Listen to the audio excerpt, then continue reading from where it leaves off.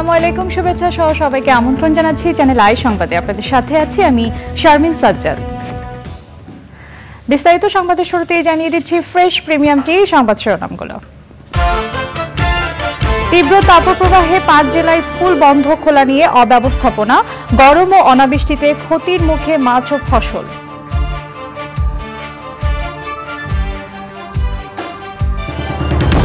থাইল্যান্ডের ৬ দিনের সফর শেষে দেশে ফিরেছেন প্রধানমন্ত্রী। সফরে জাতিসংঘের অর্থনৈতিক ও সামাজিক কমিশনের অধিবেশনে যোগদান। নিউ ইয়র্কে ২ বাংলাদেশি হত্যায় জড়িত ব্যক্তির ছবি প্রকাশ করে তথ্যের জন্য পুরস্কার ঘোষণা, দৃষ্টান্তমূলক শাস্তি চান প্রবাসী ও স্বজনরা। ইসরায়েলের প্রধানমন্ত্রীর বিরুদ্ধে গ্রেফতারি পরোয়ানা জারির প্রস্তুতি, রাফায় ইসরায়েলি হামলায় একই পরিবারের ৯ জন সহ ২৭ জন নিহত।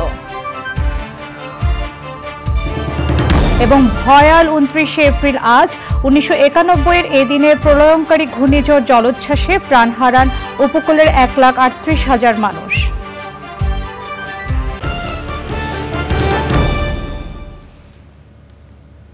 প্রিয় দর্শক, সংবাদ শিরোনামগুলো জানাচ্ছিলাম। এখনকার এই সংবাদ আয়োজন একই সঙ্গে চ্যানেলের ইউটিউব চ্যানেল এবং চ্যানেলের ওটিটি প্ল্যাটফর্ম আই স্ক্রিনে লাইভ স্ট্রিম হচ্ছে। চলে যাচ্ছি মূল প্রসঙ্গে। তীব্র দাবদাহের প্রভাবে ক্ষতির মুখে দেশের কৃষি খাত। প্রচণ্ড রোদ ও অনাবৃষ্টিতে পুড়ছে ফসলি ক্ষেত। পুকুরের পানি শুকিয়ে যাওয়ায় মাছ চাষ অব্যাহত হচ্ছে। রোদ ও খরায় ফসলে রোগবালাই ও পোকার আক্রমণও বাড়ছে। গাইবান্ধা থেকে ফারুক হোসেনের পাঠানো তথ্য ভিডিও চিত্রে সুদীপ্তা মাহমুদের রিপোর্ট। গরম ও অনাবৃষ্টিতে সারা দেশে পুকুরের পানি শুকিয়ে যাচ্ছে। বারবার সেচ দিয়েও মাছ রক্ষা করা যাচ্ছে না। গাইবান্ধায় চলতি খরিফ মৌসুমে বেগুন, পটল, ঢেঁড়স, ঝিঙে, মরিচ ও কলাসহ নানা ফসল আবাদ করেছেন কৃষক। তীব্র তাপ প্রবাহে খেতেই পুড়ছে এসব ফসল। আমাদের পূর্বেও এত তাপ আমি দেখিনি। আমার আবাদ করার বয়সে হয়তো তাপ হয়েছে, চৈত মাসে একটু তাপ থাকে, কিন্তু এইবারে এত তাপ যে তাপে কামলা পাট আমার জমিতে কাজ করতেছে না, নিজেও থাকা যাচ্ছে না। ফসল আমার জমির বেগুন, তারপরে করলা, বিভিন্ন গাছ গাছালির তাপে মারা যায়। পানি দিলে মাটির গ্যাস হয়ে ফসল মারা যাচ্ছে। কাজ কাম তো মনে করেন মাঠে থাকাই যাচ্ছে না, শরীরের অবস্থাও খারাপ। আর ক্ষেত খাবার মনে করেন ৩ বার করে পানি দেওয়া পড়ছে, তবুও মনে করেন যে পোকার আক্রমণ থেকে এখনো বাঁচা যাচ্ছে না। মাটি গিয়ে হয়ে গেছে, তামার গের মতন হয়ে গেছে। যত পানি দিলেও পানিটা একদিনে শুষে নিয়ে পরের দিনে খুব একটা আবাদ ছাড়ছে না, পোকা ধরছে। সেচ দেওয়া লাগিচ্ছে, সেচ দিয়েও তো উবে নেই। সেচ দিয়ে আজকে থেকে কালকে পানি থাকে না, আর শুকিয়ে যাচ্ছে। পানি প্রচণ্ড গরম। আবার মোটর চালু করলাম, মোটরে সারাদিন পানি দিয়ে রাতে কিছুক্ষণ কারেন্ট গেলে মতো সে পানিটা শেষ হয়ে যায়। মানে মানুষই তো টেকানো যাচ্ছে না, আর মাছটা কিভাবে টেকে। দাবদাহ ও অনাবৃষ্টিতে ফসল বাঁচাতে কৃষককে পরামর্শ এবং প্রযুক্তিগত সহায়তা দিচ্ছে কৃষি বিভাগ। নিয়মিতভাবে যদি ঝাঁঝরি বা কোনো কিছুর মাধ্যমে যদি হালকা সেচ দেওয়া যায়, সেক্ষেত্রে আমাদের গাছগুলো রক্ষা পাবে। আর শাকসবজির ক্ষেত্রে আসলে এই তাপমাত্রাটা অবশ্যই অসহনীয়। এই তাপমাত্রার কারণে ফলমূল ছোট হয়ে যাবে, গাছের পাতা মরে যাওয়ার মতো হবে। সেই ক্ষেত্রে অবশ্যই সেচের কোনো বিকল্প নাই। আর অবশ্যই বালাইনাশক একটা হালকা সাইবারমেথ্রিন বা এই জাতীয় কোনো বালাইনাশক যদি ব্যবহার করা যায়, সেই ক্ষেত্রে হয়তো গাছের রোগ পোকামাকড়ের আক্রমণটা কমে যাবে। রোগবালাই ও পোকার আক্রমণ থেকে ফসল রক্ষা করতে নানা ধরনের কীটনাশক ব্যবহার করছেন কৃষক। এতে উৎপাদন ব্যয়ও বেড়ে গেছে। Sudipta Mahmud, channel I. তীব্র তাপপ্রবাহে পড়ছে দেশ। বৃষ্টির দেখা নেই, নষ্ট হচ্ছে ফসল, মানুষের জীবন অতিষ্ঠ হয়ে উঠেছে। হিট স্ট্রোকে মানুষের মৃত্যু হচ্ছে, মারা যাচ্ছে পশু পাখিও। তীব্র তাপপ্রবাহে থেকে রক্ষা পেতে বৃষ্টির প্রার্থনায় বিভিন্ন স্থানে ইস্তিসকার নামাজ আদায় করা হচ্ছে। সোমবার দক্ষিণ বনশ্রীর কেন্দ্রীয় জামে মসজিদের রাস্তায় ইস্তিসকার নামাজ আদায় করেছেন মুসল্লিরা। পৃথিবীকে শীতল করতে বৃষ্টি কামনা করে বিশেষ মোনাজাত করেন তারা।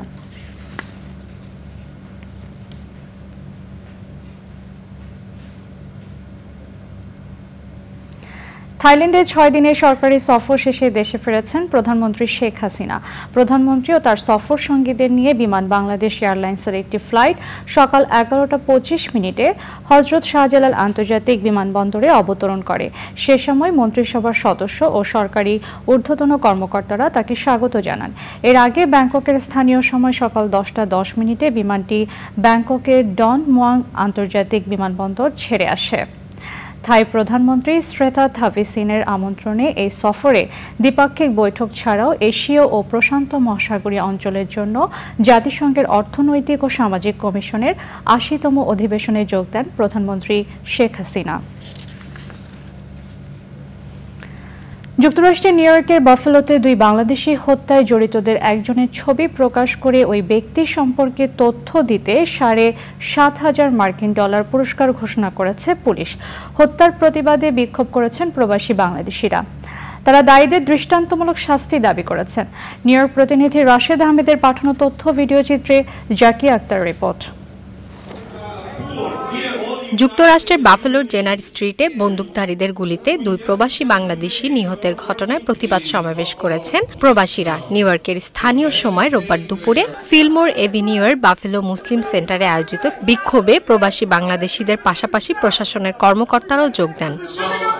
প্রতিবাদ সমাবেশে বক্তৃতা করেন বাফেলো সিটি মেয়র ব্রাউন এবং পুলিশ কমিশনার জোসেফ এ গ্রামাগলিয়া। তারা এই ঘটনার নিন্দা জানান। উপযুক্ত বিচার হবে বলেও আশা প্রকাশ করেন তারা।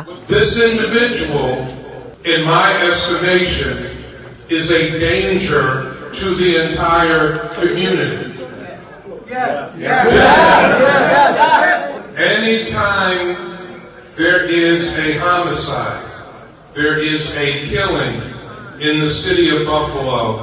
It is one too many. And when any homicide occurs in the city of Buffalo, we want justice. জড়িতদের দ্রুত বিচারের দাবি জানান প্রবাসী বাংলাদেশিরা। তারা আমাদের আশ্বাস দিয়েছেন যে তারা যেখানে যাক তাদেরকে খুঁজে বের করে আইনের আওতায় আনা হবে এবং ওনারা সবসময় আমাদের বাংলাদেশি কমিউনিটির সাথে আছেন। অচিরেই আমরা একটা বাংলাদেশি কমিউনিটিকে আমরা বড় ধরনের সিটি হলের সামনে আমরা বড় ডেমনস্ট্রেশন করব। আমরা আইনের মাধ্যমে আমাদের এই হত্যার বিচার চাই এবং এই হত্যার জন্য তীব্র প্রতিবাদ জানাচ্ছি। হত্যায় জড়িত একজনের ছবি প্রকাশ করেছে বাফেলো পুলিশ ডিপার্টমেন্ট। ওই ব্যক্তি সম্পর্কে তথ্য দিতে $৭,৫০০ মার্কিন পুরস্কার ঘোষণা করেছে পুলিশ। শনিবার নিউ ইয়র্কের স্থানীয় সময় দুপুর ১২টায় বন্দুকধারীদের গুলিতে সিলেটের আবু সালেহ মোহাম্মদ ইউসুফ ও কুমিল্লার বাবুল মিয়া নিহত হন। Zakia Akter, channel I. যুক্তরাষ্ট্রের নিউ ইয়র্কের বাফেলোতে গুলিতে ২ প্রবাসী বাংলাদেশি নিহতের ঘটনায় সিলেট ও কুমিল্লায় তাদের পরিবারে চলছে শোক। এই ঘটনায় জড়িতদের দৃষ্টান্তমূলক শাস্তির দাবি জানিয়েছেন স্বজনরা। মরদেহ দেশে আনার বিষয়ে পরে সিদ্ধান্ত নেবে পরিবার। জাকিয়া আক্তারের আরও একটি রিপোর্ট। ১০ মাস আগেই স্ত্রী ও ২ মেয়েকে নিয়ে স্থায়ীভাবে বসবাসের জন্য যুক্তরাষ্ট্রে পাড়ি জমান সিলেটের আবু সালেহ মোহাম্মদ ইউসুফ। সেখানে একটি প্রিন্টিং কোম্পানিতে কাজ করছিলেন তিনি। তার পরিবারের অন্য সদস্যরা সিলেট শহরের মেজরটিলায় বসবাস করেন। ইউসুফের মৃত্যুর খবরে মেজরটিলার বাসায় ভিড় করেন আত্মীয় স্বজনরা। পারিবারিকভাবে আমরা খুবই মর্মাহত। দেশবাসীর কাছে জানাতে চাই আমার ভাতিজার জন্য আপনারা দোয়া করবেন। কারো সমস্যা দেখলে, কারো প্রবলেম দেখলে হে আগে আইতো সবসময়, আর আজকে তার প্রাণটা গেল এই কারণে। কুমিল্লার বাবুল মিয়া বাফেলোর জেনার স্ট্রিটে একটি বাসায় রং করার কাজে ছিলেন। সে সময় দুর্বৃত্তদের হামলায় তিনি নিহত হন। বাবুল মিয়ার মৃত্যুর খবরে তার গ্রামের বাড়িতে শোক নেমে আসে। স্বজনরা জানান, বাবুল মিয়া ১ বছর আগে ভার্জিনিয়ার অঙ্গরাজ্য থেকে স্ত্রী ও সন্তানদের নিয়ে নিউ ইয়র্কের বাফেলোতে স্থায়ীভাবে বসবাসের জন্য যান। অপরাধীদের চিহ্নিত করে দ্রুত শাস্তির আওতায় আনার দাবি জানিয়েছেন নিহত ২ প্রবাসী বাংলাদেশির স্বজনরা। Zakia Akter, channel I. গাজায় মানবতা বিরোধী অপরাধে ইসরায়েলের প্রধানমন্ত্রী বেনিয়ামিন নেতানিয়াহু এবং কয়েকজন কর্মকর্তার বিরুদ্ধে গ্রেফতারি পরোয়ানা জারি করার প্রস্তুতি নিচ্ছে আন্তর্জাতিক অপরাধ আদালত আইসিসি। এমন চাপের মধ্যেও গাজার রাফায় ইসরায়েলি হামলায় ২৭ জন নিহত হয়েছেন, যাদের ৯ জনই একই পরিবারের সদস্য। গাজায় ইসরায়েলি হামলার প্রতিবাদে যুক্তরাষ্ট্রের বিভিন্ন বিশ্ববিদ্যালয়ে বিক্ষোভ অব্যাহত রয়েছে। আন্দোলন দমাতে শত শত বিক্ষোভকারীকে গ্রেফতার করেছে মার্কিন পুলিশ। বিস্তারিত সুব্রত গাইনের রিপোর্টে। অবরুদ্ধ গাজা উপত্যকায় মানবতাবিরোধী অপরাধে ইসরায়েলের প্রধানমন্ত্রী বেনিয়ামিন নেতানিয়াহু সহ বেশ কয়েকজন কর্মকর্তার বিরুদ্ধে গ্রেপ্তারি পরোয়ানা জারির প্রস্তুতি নিচ্ছে আন্তর্জাতিক অপরাধ আদালত আইসিসি। নেতানিয়াহু ছাড়াও এতে ইসরায়েলের প্রতিরক্ষামন্ত্রী ইয়োব গ্যালান্ট এবং চিফ অব স্টাফ হার্জি হালেবির বিরুদ্ধে গ্রেপ্তারি পরোয়ানা জারি হতে পারে বলেও ধারণা করা হচ্ছে। এছাড়াও আইসিসি বর্তমান অধিকৃত পশ্চিম তীর এবং গাজা উপত্যকায় ইসরায়েলের কর্মকাণ্ড তদন্ত করছে। গ্রেপ্তারি পরোয়ানা জারি নিয়ে নেতানিয়াহু প্রচণ্ড চাপে রয়েছেন বলে জানিয়েছেন ইসরায়েলি বিশ্লেষক বেন কাসপিট। তিনি এক সংবাদ মাধ্যমকে জানিয়েছেন, নেতানিয়াহু ও অন্যান্য ইসরায়েলি কর্মকর্তাদের বিরুদ্ধে যেন আইসিসি গ্রেপ্তারি পরোয়ানা জারি না করে সেজন্য কূটনৈতিক যুদ্ধেও নেমেছে ইসরায়েল। তাদের সঙ্গে যোগ দিয়েছে যুক্তরাষ্ট্র।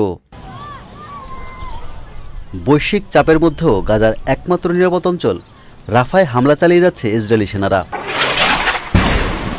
24 ঘন্টা ইসরায়েলি হামলায় হতাহত হয়েছে বহু ফিলিস্তিনি। রাফায় বর্তমানে প্রায় 14 লাখ ফিলিস্তিনি আশ্রয় নিয়েছে। তাই সেখানে হামলা বন্ধ করতে যুক্তরাষ্ট্রের কাছে সাহায্য চেয়েছে প্যালেস্টাইনের প্রেসিডেন্ট মোহাম্মদ আব্বাস। রাফায় হামলা চালানোর ব্যাপারে ইসরায়েলের পররাষ্ট্রমন্ত্রী জানিয়েছেন, হামাস যদি জিম্মি মুক্তি চুক্তি করে তাহলে গাজার শেষ নিরাপদ স্থলে ইসরায়েলি সেনারা হামলা চালাবে না। এদিকে যুদ্ধবিরতির আলোচনায় স্থানীয় সময় সোমবার মিশরের কায়রোতে যাওয়ার কথা জানিয়েছে ফিলিস্তিনের স্বাধীনতাকামী গোষ্ঠী হামাস।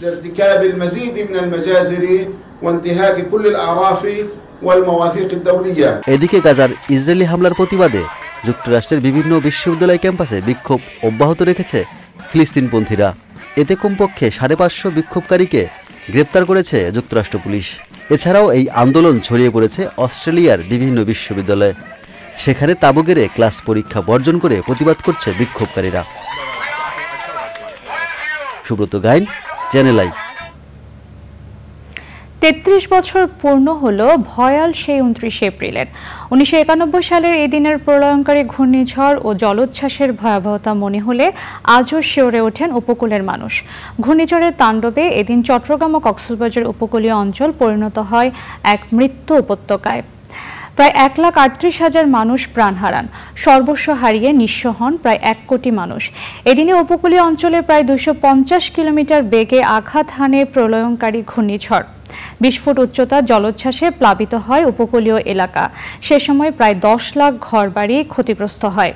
আজ সরকারি বেসরকারি বিভিন্ন উদ্যোগে স্মরণ করা হচ্ছে নিহত ও ক্ষতিগ্রস্তদের।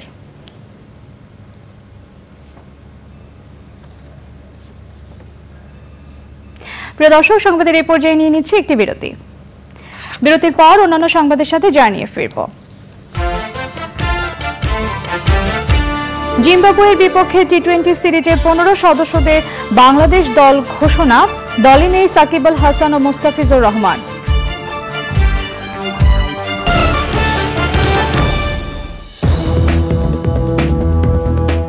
স্বাগত আরও একবার চ্যানেল আই সংবাদে। প্রিয় দর্শক, আবারও থাকছে তাপপ্রবাহের খবর।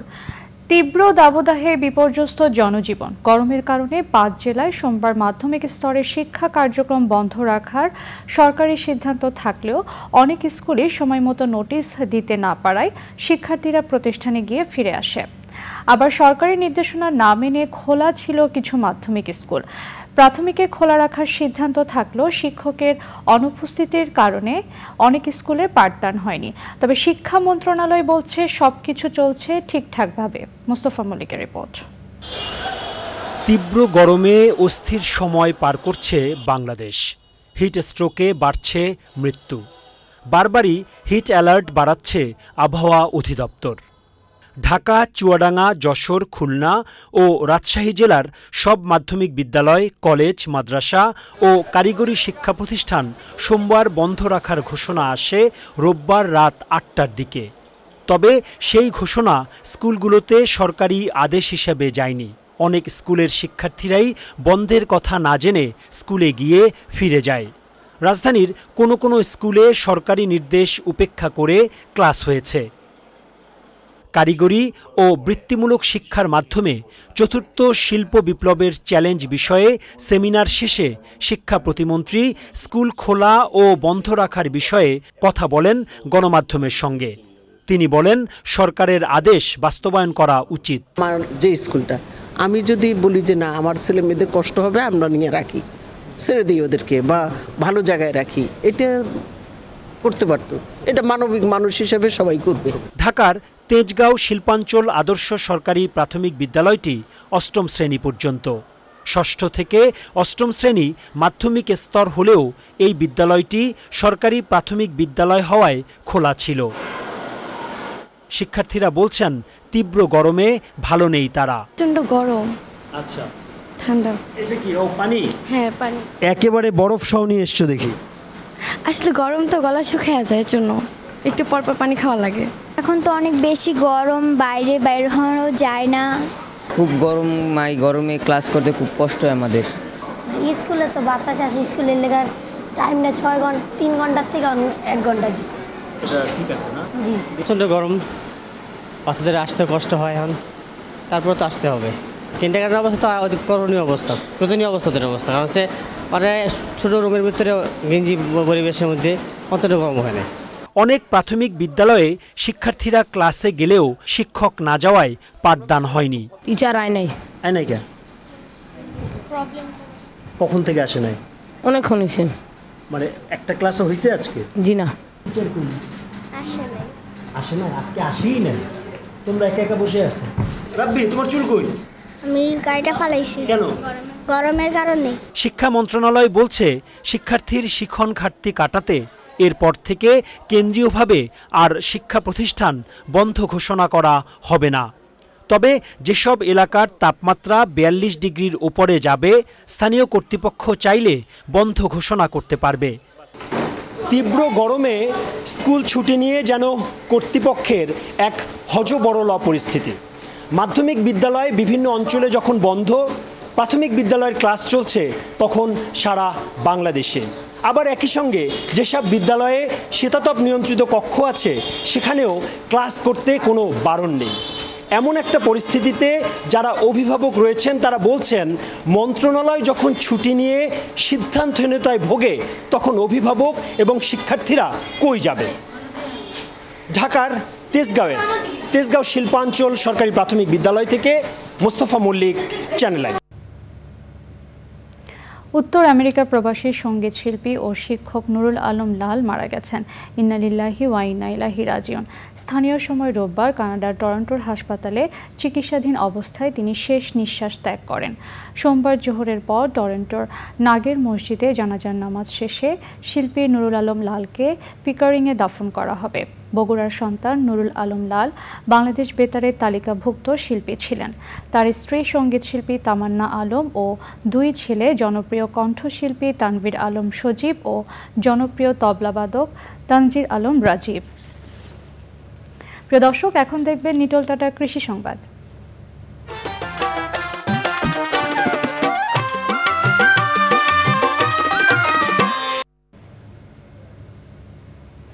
পিরোজপুরের নাজিরপুরে উপজেলায় 3 দিনের কৃষি মেলা উদ্বোধন করা হয়েছে। মেলা উপলক্ষে উপজেলা পরিষদ চত্বরে আলোচনা সভার আয়োজন করা হয়। উপজেলা নির্বাহী কর্মকর্তা ফাতিমা আজরিন তন্নির সভাপতিত্বে আলোচনা সভায় অংশ নেন জেলা কৃষি সম্প্রসারণ অধিদপ্তরের উপপরিচালক মোহাম্মদ নজরুল ইসলাম, উপজেলা পরিষদের চেয়ারম্যান মোশাররফ হোসেন খান ও অন্যরা। মেলায় বিভিন্ন স্টলে ফল ও ফসলের গাছ প্রদর্শন করা হয়। এবার থাকছে প্রকৃতি সংবাদ।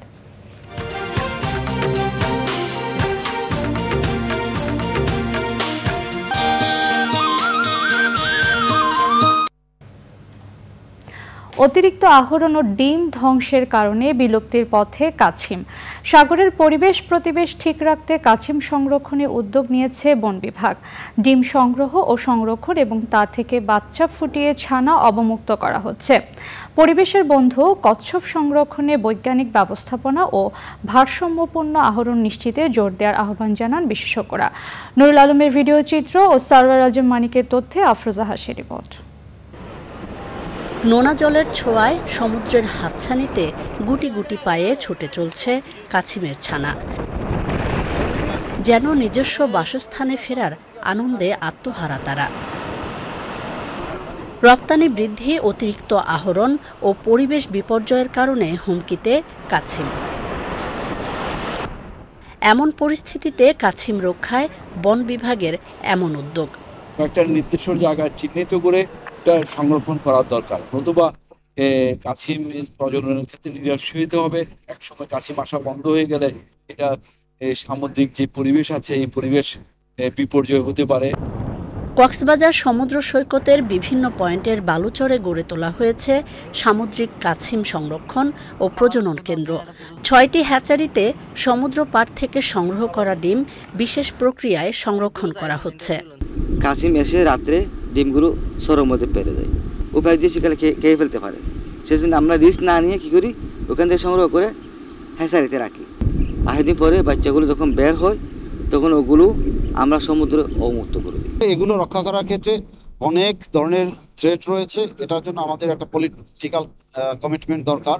আমাদের স্থানীয় সরকারের সদিচ্ছা লাগবে, আমাদের যে সরকারি এবং বেসরকারি যে সংস্থাগুলো আছে তাদের সকলের প্রত্যেকের স্বতঃস্ফূর্ত অংশগ্রহণ লাগবে, সদিচ্ছা লাগবে, তাহলে আমরা সবাই মিলে কচ্ছপগুলোকে আমরা সংরক্ষণ করতে পারবো। বিশেষজ্ঞরা বলছেন ডিম ধ্বংস ও অসচেতনতার কারণে কাছিমের সংখ্যা আশঙ্কাজনক হারে কমছে।